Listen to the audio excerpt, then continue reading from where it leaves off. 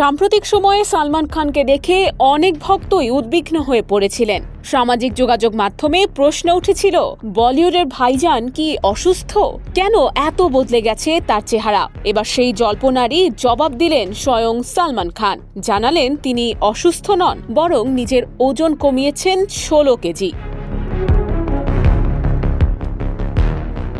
সম্প্রতি অ্যামাজন প্রাইমের reality show অ্যালায়েন্সে final সপ্তাহে ভাই সোহেল খানকে সমর্থন জানাতে বিশেষ অতিথি হিসেবে হাজির হন সালমান। অনুষ্ঠানে আলাপচারিতার এক পর্যায়ে সোহেল জানান তিনি 12 কেজি ওজন কমিয়েছেন এবং নিজের অ্যাবসও দেখান।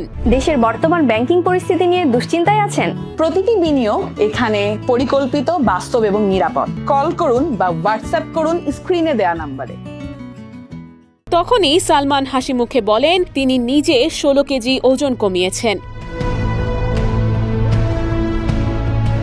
মুহূর্তটি দ্রুত সামাজিক যোগাযোগ মাধ্যমে ভাইরাল হয়ে যায়, কারণ গত কয়েক সপ্তাহ ধরেই সালমানের শারীরিক গঠন নিয়ে আলোচনা চলছিল। এর আগে মুম্বাইয়ের একটি সরকারি অনুষ্ঠানে তার উপস্থিতির ভিডিও ছড়িয়ে পড়ার পর অনেকেই ধারণা করেছিলেন হয়তো তার স্বাস্থ্যে কোনো সমস্যা হয়েছে। তবে নতুন এই তথ্য সেই উদ্বেগ অনেকটাই দূর করেছে।